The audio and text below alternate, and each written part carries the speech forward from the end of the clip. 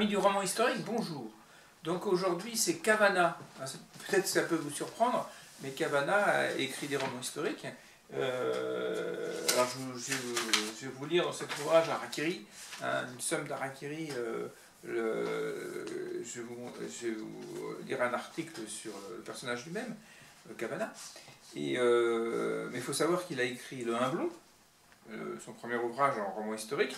Alors c'est du roman historique humoristique, mais c'est du roman historique. Moi j'aime beaucoup. Là chez Lacroix, Le Dieu de Clotilde, Le sang de Clovis, Les Reines Rouges. Parmi ces plus de 60 ouvrages, dont Les Rital, Ruskov, etc. Tout ce qui n'est pas roman historique est aussi très intéressant. C'est une lecture qui m'intéresse beaucoup, Cavana en général. C'est dommage qu'il n'ait pas été à l'Académie française, ça aurait été savoureux.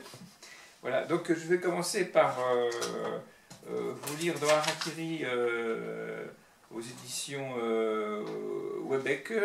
C'est un ouvrage qui a été édité en 2008, c'est un peu une somme, ce sont les extraits d'Harakiri, avec le professeur Choron.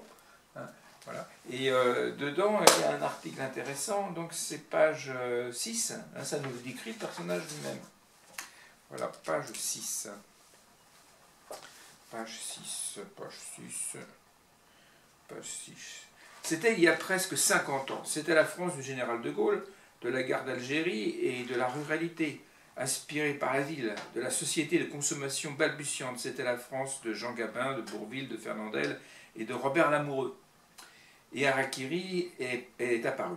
Le contenu et l'esprit de cette publication allaient bouleverser l'histoire du dessin de presse et de l'écriture journalistique, mais aussi l'histoire de l'humour. Autoproclamé le journal bête et méchant, quand j'achetais ça adolescent, il y a marqué Harakiri, journal bête et méchant. Si vous avez de l'argent à foutre en l'air, achetez Harakiri ou alors volez-le. Voilà.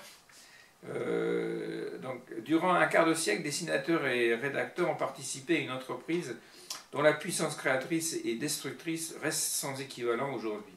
D'aucuns, y compris chez les journalistes, ne voyant en Harakiri qu'un exécrable torchon, une apologie de la vulgarité et du mauvais goût. Pourfendeur des tabous et des archaïsmes, contempteur amusé de la société du spectacle, Harakiri a pu également être perçu comme un journal d'avant-garde, voire underground. Au-delà de la légende noire ou de la légende dorée, Harakiri a une histoire souvent mal connue. Combien de fois a-t-on pu lire que ce journal a été remplacé par Charlie Hebdo? Qu'il s'agit de parcours pour mieux comprendre pourquoi Harakiri reste une expérience unique dans la presse française de la seconde moitié du XXe siècle. Au commencement était zéro. Cavana le dit lui-même, je n'aurais rien pu faire sans Choron, et Choron n'aurait rien pu faire sans moi. Si Harakiri a pu naître et vivre pendant 25 années, c'est avant tout parce que les routes des deux hommes, que rien ne prédestinait à travailler ensemble, se sont croisées au milieu des années 50, dans la rédaction du journal Zéro. Cette publication, dirigée par un certain Jean Novy, est vendue uniquement par colportage, et ses vendeurs ont régulièrement maille à partie avec la police. Embauché par Novy en 1954 en qualité de simple vendeur, Georges Bernier est très vite devenu directeur des ventes de Zéro, c'est-à-dire responsable des colporteurs. Il est pourtant complètement étranger au monde de la presse.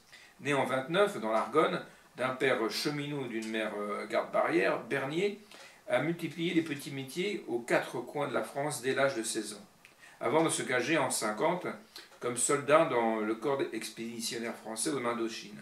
Françoise Cavana, quant à lui, est rédacteur en chef adjoint de Zéro dès 54, puis rédacteur en chef à partir de 57. Il a vu le jour en 23 et a grandi dans le quartier italien de Nogent-sur-Marne, son père ouvrier maçon, étant lui-même originaire de la province de Plaisance, en Émilie-Romagne. Réquisitionné au titre du service national du travail obligatoire en 1943, il doit travailler en Allemagne jusqu'à la fin de la guerre. Fasciné dans son enfance par les comics américains, autant que par les pieds nickelés, Cavana commence ensuite une délicate carrière de dessinateur d'humour sous le nom de Sépia. il enchaîne les piges pendant près de 10 ans pour divers journaux parisiens, de Kim à Ici Paris, de Marius au Hérisson. Enfin bon, je ne vais pas vous citer toute la carrière de Kavanagh et de Cheron, mais bon, c'était pour l'évoquer, quoi. Maintenant, on va s'attaquer plutôt à la littérature de Kavanagh. Dans un premier temps, je vais vous lire des passages d'un historien qui aurait pu lire Kavanagh pour écrire Le Humblon, hein, qui se passe donc au 5e siècle, entre 4e et 5e siècle. Et moi j'ai choisi Gibbon. Moi je vois bien Kavanagh lire Gibbon parce que c'est très savoureux, c'est presque du roman, c'est très enlevé. Je vais vous lire la jaquette de Gibbon. Alors ça a été publié chez Robert Laffont dans la série Bouquins, hein, en 2 volumes. Le deuxième est là. Hein. Voilà. Ça, c'est la période de 96 à 582. Hein. Ça s'appelle la chute de l'Empire romain. Là-haut aussi. Hein. Voilà. Donc, je vous ai sélectionné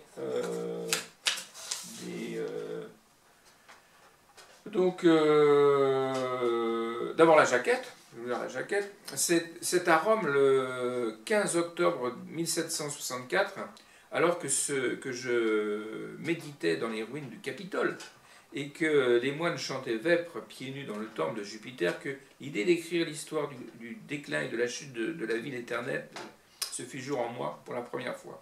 C'est par cette simple mais très célèbre phrase que Gibbon relate dans ses mémoires les instants d'inspiration qui devaient décider de sa vie d'historien. Son grand thème, c'est en effet Rome, la ville éternelle, où l'on peut contempler non pas les reliques de la superstition, mais celles de l'Empire. C'est aussi la dégénérescence d'institutions exemplaires sous le double effet du despotisme et de la superstition. C'est la victoire de l'Église sur l'Empire. C'est enfin la grande leçon de l'histoire qui se médite silencieusement quand les ténèbres gagnent les ruines ou reste ensevelie une civilisation entière. Tout cela, Gibbon le dit en écrivain autant qu'en historien, en poète même. Il érige à la gloire de Rome un livre aussi rigoureusement équilibré qu'un temple antique. Mais en même temps, il laisse noyer d'ombre les vastes portiques qu'il étudie. C'est sa façon de partager le goût du temps pour la mélancolie des ruines. Mais cette tentation ténébriste, il s'en sert pour exprimer son pessimisme sur l'avenir de la civilisation des Lumières, menacée comme jadis celle de Rome, par la montée de masses humaines qui feront désormais l'histoire. Son livre s'en trouve approfondi, amplifié. Il élargit la reine de l'histoire à des dimensions jusque-là insoupçonnées. Œuvre unique dans la littérature historique du XVIIIe siècle, cette œuvre de Rome jette les premiers feux de la clarté classique, alors que s'allongent déjà les ombres du romantisme. Voilà, donc c'est le savoir du XVIIIe siècle, en l'occurrence britannique, hein, sur la chute de l'Empire romain. Je vous ai sélectionné donc des passages avec les Francs, page 1020, les Francs, page 1020.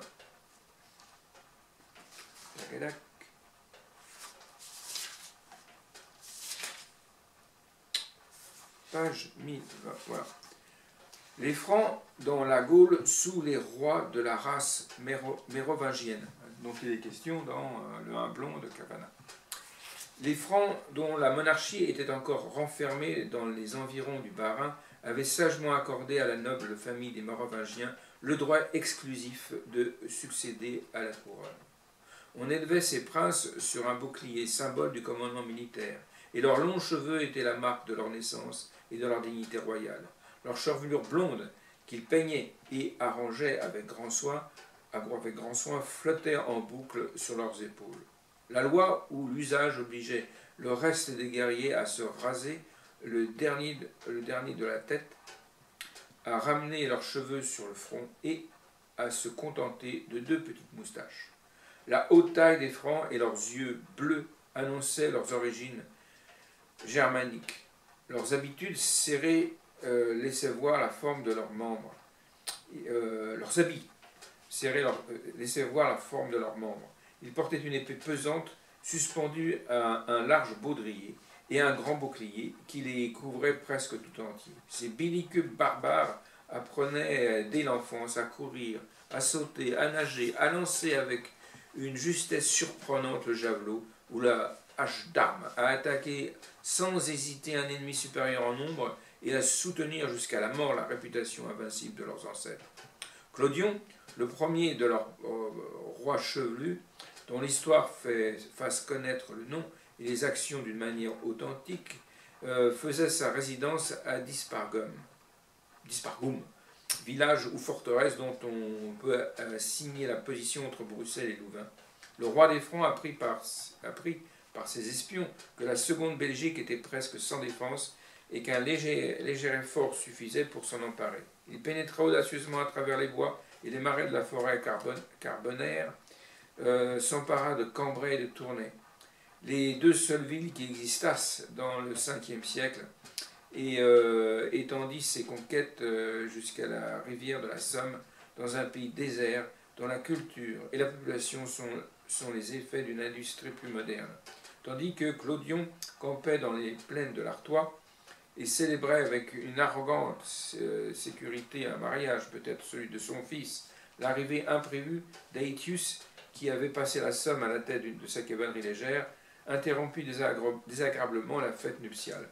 Les tables dressées à l'abri d'une colline, sur les bords d'un ruisseau agréable, furent impétueusement renversées. Les Francs furent accablés avant d'avoir pu reprendre ni leur rang ni leurs armes, et leur valeur leur devint funeste.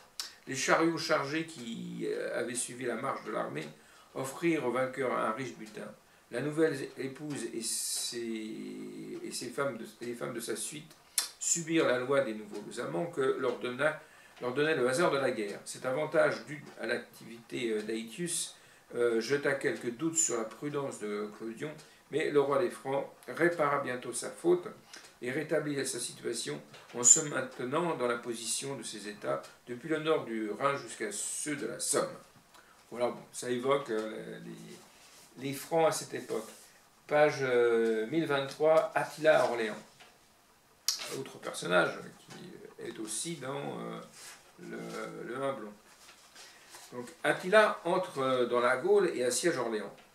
Un Gaulois contemporain, le savant et éloquent Sidonius, qui occupa depuis le siège épiscopal de Clermont, s'était engagé vis-à-vis d'un de ses amis à écrire l'histoire de la guerre d'Attila.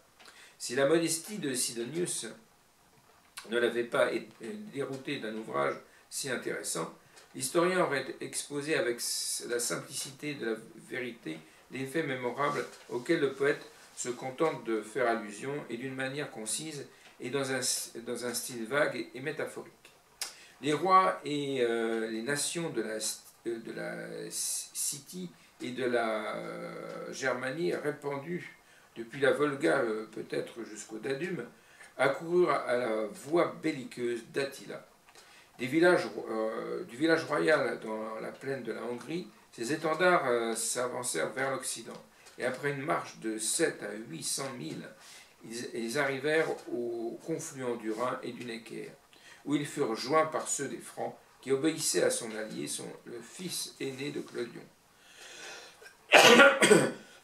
Une troupe légère de barbares, conduite par l'espoir de butin, aurait peut-être préféré l'hiver afin de pouvoir traverser le fleuve sur la glace, mais l'innombrable cavalerie des Huns exigeait des fourrages et des provisions qu'il eût été impossible de se procurer dans cette saison. On trouva dans la forêt hercynienne les bois nécessaires pour construire un pont de bateaux, et cette multitude d'ennemis se précipita avec une violence irrésistible dans la province de la Belgique. La consternation fut universelle dans la Gaule, et la tradition qui nous a transmis l'histoire de ces malheureux n'a point oublié les miracles et martyrs dont furent honorés plusieurs de ces villes. 3 dut sa conservation au mérite de Saint-Loup. La Providence s'enserva de ce monde pour lui éviter la douleur de contempler la ruine de Tongres. Et les prières de Sainte Geneviève détournèrent Attila des environs de Paris. Mais la plupart des villes de la Gaule, également dépourvues de saints et de soldats, furent assiégées et emportées d'assaut par les Huns qui se conduisirent à Metz selon les maximes qu'il avait coutume de pratiquer à la guerre. Ils massacrèrent sans distinction les prêtres à l'autel et les enfants jusqu'au moment du danger. L'évêque s'était hâté de baptiser. Cette ville florissante fut livrée aux flammes et une petite chapelle solitaire dédiée à Saint-Étienne indiqua depuis le terrain que Metz occupait alors. Les bords de la Moselle, Attila s'avança dans le cœur de la Gaule, passa la Seine à Auxerre et, après une longue et pénible marche, plaça son camp sous les murs d'Orléans, voilà, etc., etc. Voilà, ensuite 1028, Châlons. 1028, Châlons. Alors, à Châlons, le nombre des morts se monta selon les uns à 162 000, une estimation tout à fait peu crédible, quoi. Et selon d'autres, à 300 000. Pour l'époque, c'est impossible. Ces exagérations peu croyables, il le dit lui-même, supposent toujours une assez grande perte pour prouver, comme le remarque judicieusement l'historien, que des générations entières peuvent être englouties dans l'espace d'une heure par l'extravagance de ce bras. Après la décharge mutuelle et répétée des flèches et des javelots, dans lesquels les adroits archers de la City purent se montrer avec avantage, la cavalerie et l'infanterie des deux armées se joignirent et combattirent corps à corps. Les uns, animés par la présence d'Attila, percèrent le centre des alliés, formés de groupes faibles et peu affectionnés, séparèrent les deux ailes et se tournant sur la gauche avec rapidité, dirigèrent surtout tous leurs efforts contre les Wisigoths. Tandis que Théodoric, Wisigoth, galopait devant les rangs pour animer ses soldats, il tomba de son cheval, mortellement blessé d'un javelot lancé par Andage, ostrogoth d'une naissance illustre. Dans ce moment de désordre, le monarque blessé fut accablé sous la foule des combattants et foulé aux pieds des chevaux de sa propre cavalerie. Et sa mort servit à justifier l'oracle ambigu des Arispices. Attila s'enorgueillissait déjà des espérances de la victoire lorsque le vaillant Torismond descendit des hauteurs et vérifia le reste de la prédiction. Les Wisigoths, qui avaient été mis en déroute par la fuite, reprirent peu à peu leur ordre de bataille, et les Huns furent inévitablement vaincus, puisque Attila fut forcé de faire retraite. Il s'était exposé avec la témérité d'un soldat, mais les intrépides barbares qui composaient son corps de bataille s'étaient avancés fort loin du reste de la ligne. Cette attaque, faiblement soutenue par leurs confédérés, mirent les flancs à découvert. L'approche de la nuit sauva seule d'une défaite totale des conquérants de la City et de la Germanie. Voilà. Alors, écoutez, après avoir évoqué Gibbon, on va passer directement au premier ouvrage donc, de Cavana en roman historique, humoristique, hein, vous allez voir, dans la tradition française de l'humour, bien relevé par Harakiri, et puis c'est leur suivant de Charlie Hebdo, mais c'est du Cavana, quoi. Comme on peut lire dans d'autres ouvrages qui ne sont pas des romans historiques, hein, pour les Rital ou autres. Et donc je vais vous lire déjà. Donc ça c'était publié. C'était publié, j'ai mis là chez Albin Michel en 98, au XXe siècle. Hein. Voilà, Le Hablon. Et puis je vais commencer par page 12, Les terribles petits hommes jaunes. Page 12. Alors, ce n'est pas des extraterrestres, hein, ce sont les Huns, bien sûr. Les terribles petits hommes jaunes ne savaient que tuer, piller, brûler. Ils sodomisaient, empalaient et arrachaient les yeux en grande allégresse, s'amusaient comme des enfants, riant de leur rire aigrelet. Ils n'ambitionnaient pas, comme l'avaient fait naguère les aventuriers tudesques, de s'établir sur les dépouilles des patriciens romains égorgés et de faire travailler à leur profit la plèbe gauloise romanisée.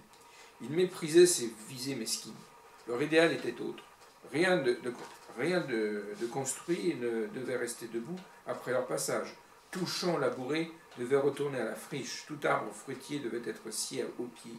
Ils haïssaient des édifices de pierre, et plus encore les villes, n'adoraient aucun dieu. Ils méprisaient par-dessus tous les temples et les églises. Ils voulaient faire de la terre entière une prairie sans limite, et où passeraient leurs chevaux et leurs troupeaux. Un jour ici, demain ailleurs.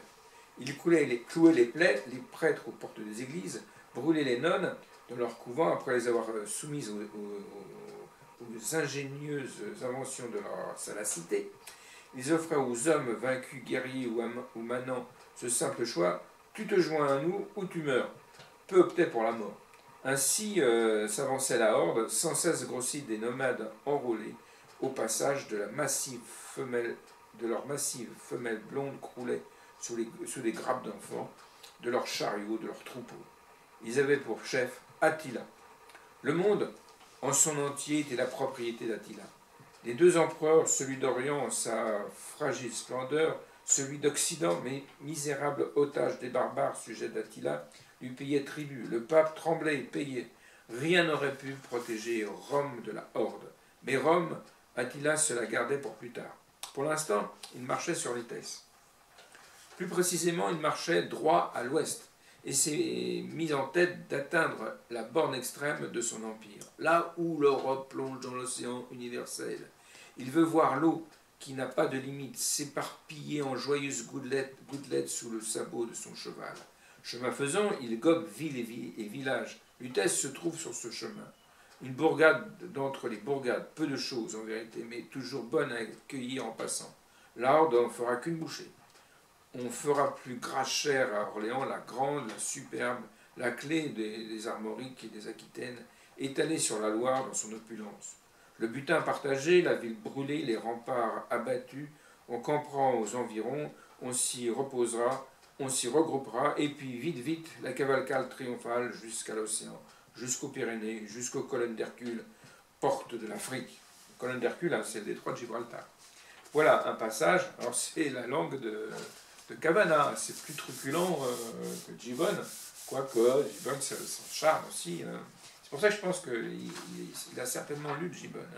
Alors, page 22, Geneviève.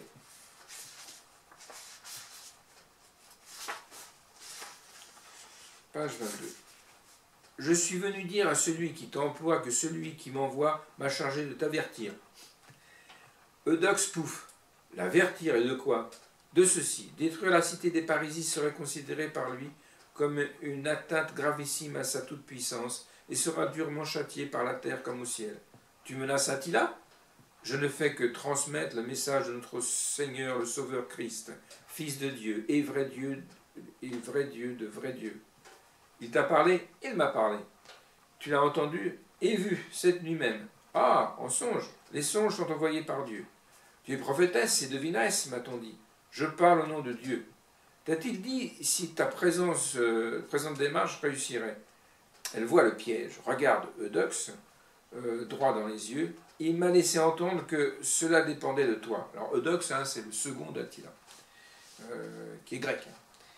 Ton Dieu me croit plus d'influence que j'en ai. Soudain, Geneviève en a assez de cette joute de mots. Elle tranche. Ça suffit. Je connais ton tarif. L'évêque Loup me l'a fait savoir. Eudoxe ne se trouble pas pour si peu. Il lève un sourcil et il dit seulement: eh bien, j'ai la somme. Eudoxe, l'œil rêveur, se caresse le menton. Il parle enfin. Tu peux annoncer aux Parisiens que Lutèce ne sera ni détruite ni pillée. Devront-ils laisser les portes ouvertes et les ponts dégagés? Inutile, la horde passera au large. Nul confédéré ne pénétrera dans la cité, et ni même n'en approchera à portée de vue. Tu peux faire cela? Je le peux. Sois béni. Je préfère être payé. C'est vrai, j'oubliais. Elle se tourne vers son compagnon, sombre bloc enfoui dans sa capuche, un moine, quoi. Il lui tend une bourse qui paraît fort lourde. Répugnant au contact de l'or vénal, Geneviève s'efface pour n'y point toucher. main cachée dans ses amples manches. Elle fait signe au subalterne de donner lui-même la bourse à Eudoxe d'avance. Elle dit hautaine, le compte y est. Eudoxe sourit. Ces balsames n'ont décidément qu'un registre bien restreint pour exprimer poliment leur mépris. Répétition pour répétition, il dit « Tu peux annoncer aux Parisiens que la horde épargnera leur ville. Tu peux même leur affirmer que Dieu en personne te l'a promis, car tes prières et tes jeûnes ont obtenu de sa main toute puissante qu'elle éloigne de le péril. » Eudoxe rit. Il est le seul à savoir pourquoi. Geneviève ne rit pas. Le cocasse de la situation lui échappe. Elle approuve. C'est en effet ce que je leur dirai, et c'est bien la vérité. N'est-ce pas Dieu qui t'a placé là où tu es et qui a mis la cupidité dans ton cœur, et qui a inspiré au Kakan Attila l'ordre de prendre au plus court et l'interdiction momentanée de tout pillage, pense Eudoxe, parce qu'il n'avait pas l'intention de prendre Lutèce, Paris quoi, cité des Parisis, tout simplement parce qu'il fallait qu'ils aillent vite à Orléans pour arrêter une coalition qui était dangereuse pour eux. Mais cela, il le garde pour lui. Il ne peut cependant se tenir de railler. Si après ça, tes Parisiens ne font pas de toi une sainte, c'est à désespérer de tout. Sainte Geneviève, patronne de Lutèce, ça aurait de la gueule. Voilà, donc là on glisse dans... On parlait des années 60 tout à l'heure, là on glisse vers de l'Audiard, hein. Voilà.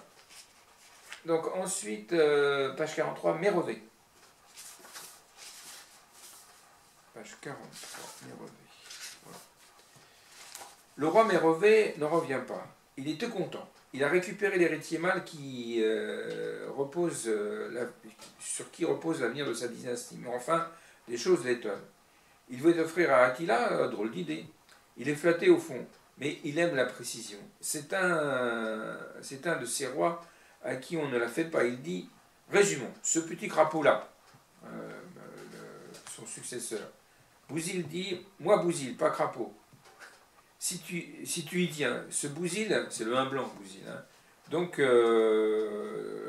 vous a détaché au péril de sa vie, vous a fourni des chevaux et a pris la fuite avec vous. Bien, ça se comprend. Brave petit crapaud. Quoique à bien regarder du point de vue 1, c'est un traître, un félon, un déserteur et un voleur de chevaux appartenant à l'armée. Mais nous sommes des francs, pas des uns, et bornons-nous à considérer les choses du point de vue franc. De ce point de vue-là, tu es un héros. Bouzil dit Bouzil. Voilà. Tu es un héros, Bouzil. En récompense, je te laisse la vie. Sauve.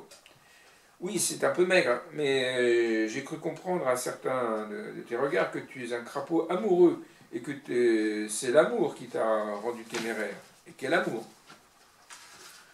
L'amour pour la reine Waltrude, que tu ne peux t'empêcher de manger des yeux en ce moment même, pour autant qu'il y ait des yeux sous ses plis. Ne rougis pas, Waltrude.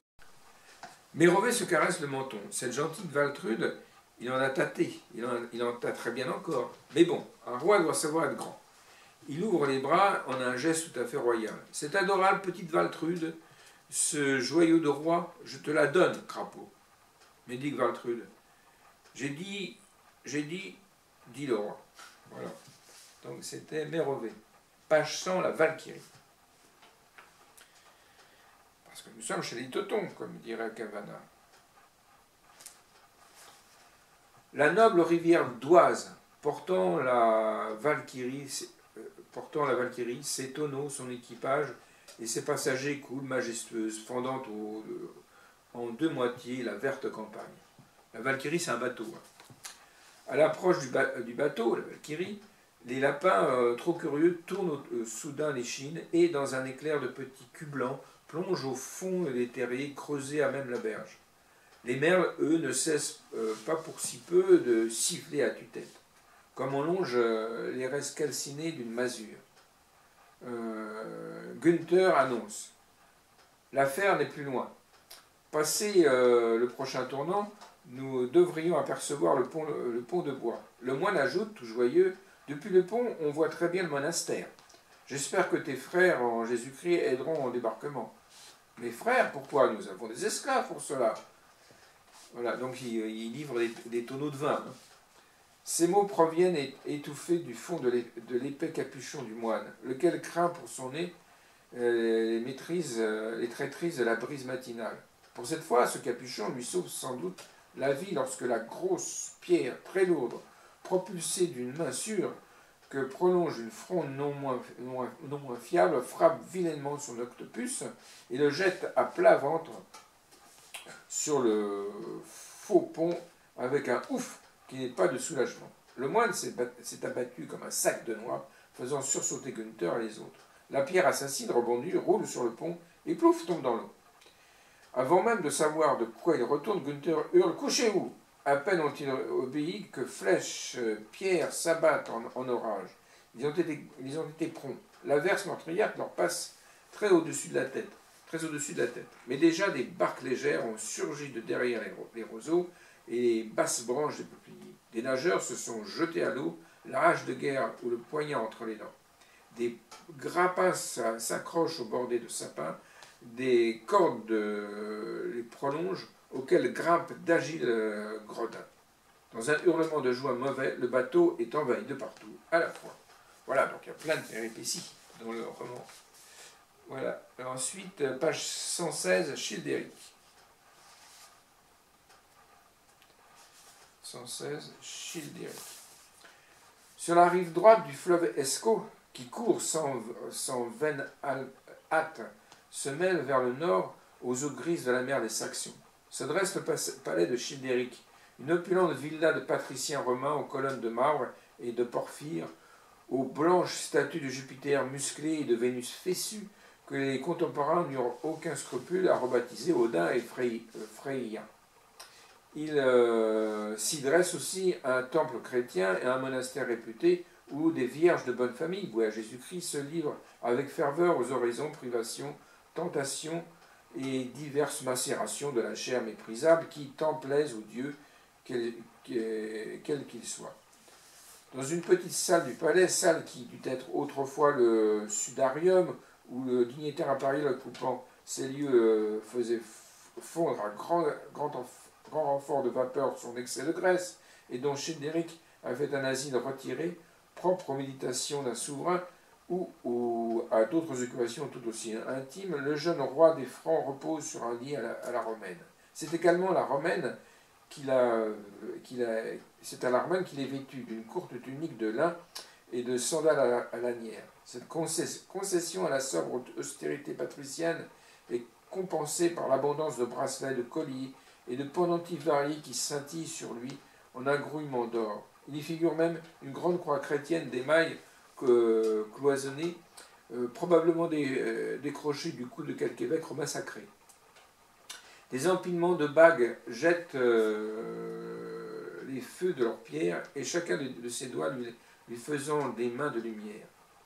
Un arbitre romain des élégances n'apprécierait guère la léonine crinière fauve qui cascade sur ses épaules, bouclée comme la perruque d'une courtisane de Lupin anarchique, mais qu'un chef barbare ne saurait prendre sur lui de raccourci.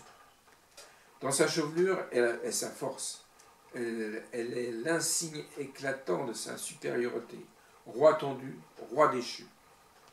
Un bric-à-brac de meubles précieux, de statues, d'objets de valeur, ou qui semble en avoir pourvu que ça brille, encombre la pièce. C'est que jusqu'à ce jour, les rois francs n'ont guère eu le loisir d'apprendre à disposer avec goût les merveilles et les pacotilles qu'ils raflent pêle-mêle à plein chariot.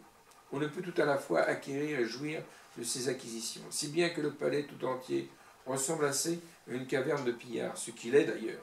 Childéric est beau, d'une beauté insolente et vorace. Sur son visage imberbe se lisent tous les appétits, toutes les curiosités. Son regard ne pouvait être que bleu. Il l'est, avec excès, avec défi. Regard ingénu d'un gaillard qui découvre la vie et l'aime, et y mord à pleines dents, avec peut-être une furtive étincelle de cruauté. Voilà, ensuite, Lupus, page 201. Alors, Lupus, c'est loup, hein, c'est le nom du nain blond, qui est issu d'une rencontre entre un et une totane, une franc. Voilà. Frère Mauritius dit que je brais comme un âne qui aurait un édredon sur la gorge, dit Dilou, qui apprend avec un moine le latin et d'autres choses. Frère Mauritius complaisamment explique. C'est parce que Lou, au mieux dit Lupus, parle le latin des parisis et autres peuples d'entre Seine et Somme. L'appareil vocal de ces gens n'est pas fait comme celui des natifs de l'Urbe, après le Rhum. Leurs lèvres sont moins agiles, leur langue se meut avec lourdeur, leur grossier répugne à former certains sons subtils qui font toute l'excellence de la noblesse incomparable du pur latin de Rome. Hélas, il en va de même dans toutes les provinces. La langue latine fut propagée dans ces régions éloignées bien plus tôt que par les légionnaires, les vétérans, les esclaves et les femmes de mauvaise vie que par les discours des rhéteurs. Et chaque peuple l'a déformé selon ses propres tendances et l'incapacité de bouche.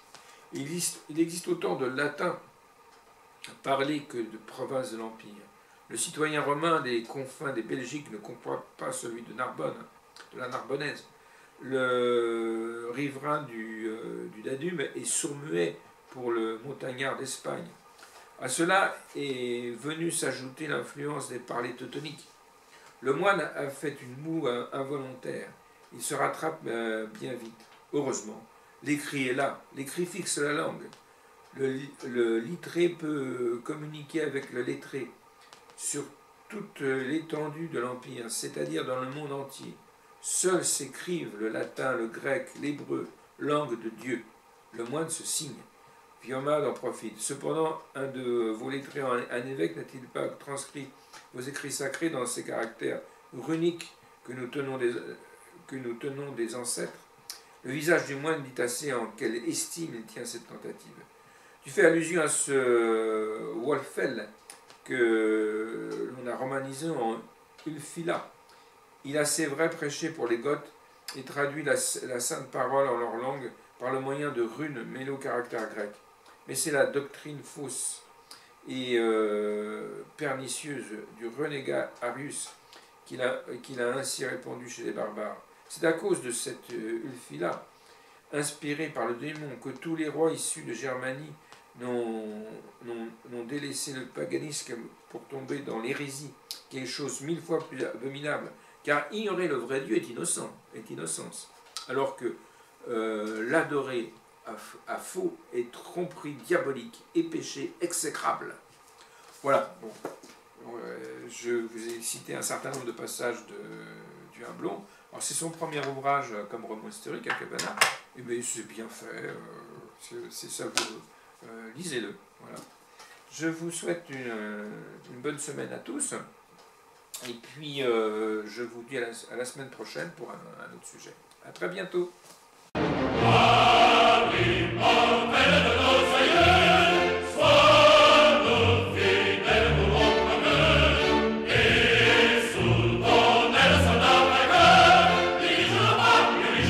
Of love.